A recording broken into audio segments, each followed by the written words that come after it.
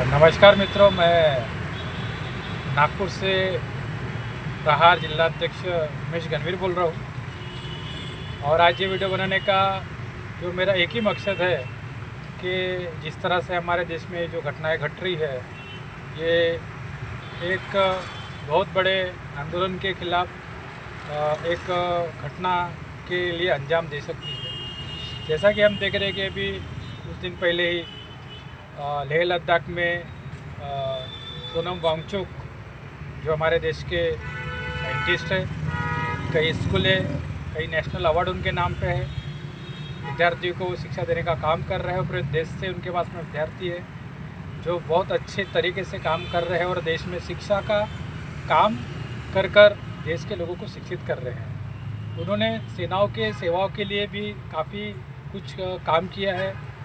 उतने ठंडे में सेना के लोगों को रहने के लिए उन्होंने सोलर पैनल से हीट रूम उन्होंने तैयार करके दिए हैं। और इस तरह से देश की सेवा करने वाले एक व्यक्ति सिर्फ अपने राज्य के लिए अगर वो कुछ मांगते हैं तो उन्हें देशद्रोही कर कर बीजेपी सरकार ने आज जेल के अंदर डाल दिया। जोधपुर जेल में उन्हें डाला था।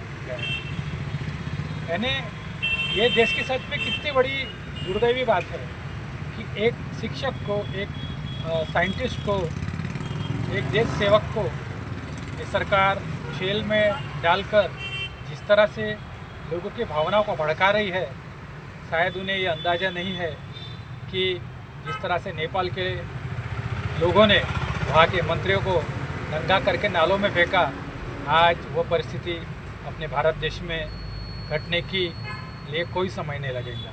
लेह लद्दाख में ये इसकी शुरुआत हो चुके हैं और धीरे धीरे ये आंदोलन सारे देश में फैलेगा।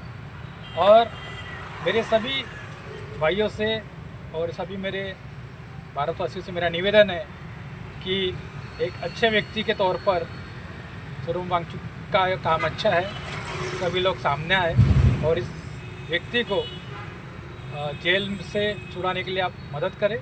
और सरकार को भी ये सोचना चाहिए कि हम किसको देशद्रोही कर रहे हैं। अरे जो कुछ सेना के सेवा के लिए उनके लिए हीट रूम बना रहा है, क्या वो व्यक्ति सही में देशद्रोही हो सकता है क्या? आज ठीक है, एक सोनम वांगचुक गलत होगा, लेकिन महाराष्ट्र में भी हम देख रहे हैं कि हमारे बच्चूभाऊ कडू हर रोज आंदोलन कर रहे हैं। हर रोज उन्होंने किसानों की समस्याओं को सरकार तक पहुंचा रहे हैं।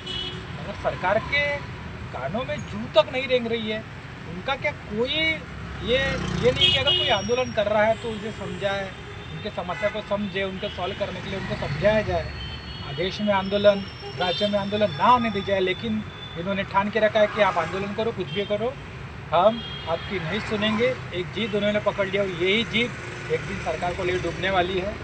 मैंने पहले ही कह चुका हूँ कि हर जुल्म का एक अंत होता है। जिस दिन आपके जुल्म का अंत होगा उस दिन आपको दंगा करके नालों में फेंके बगैर भारत देशवासी नहीं रहेंगे।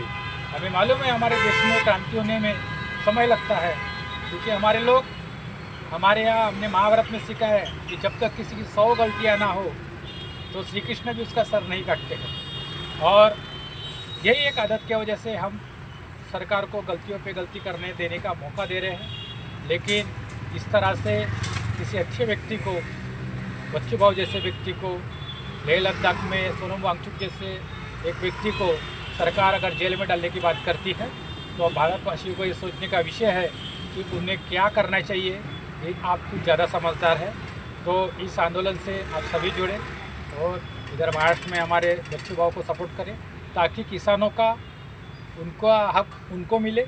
लेह लद्दाख में वहाँ की जनताओं को जो भी स्पेशल राज्य का दर्जा उन्हें दिया जाए, वहाँ की जनता को सभी सुविधाएं मिली जाए। वहाँ पर जो चरवाहे हैं उन्हें उनके प्राणियों को चराने के लिए ज़मीनों का उपलब्ध सरकार करा दे। तो यही मांग वांगचुक जी कर रहे हैं और इसी मांग के साथ में हम सभी उनका समर्थन करें। धन्यवाद।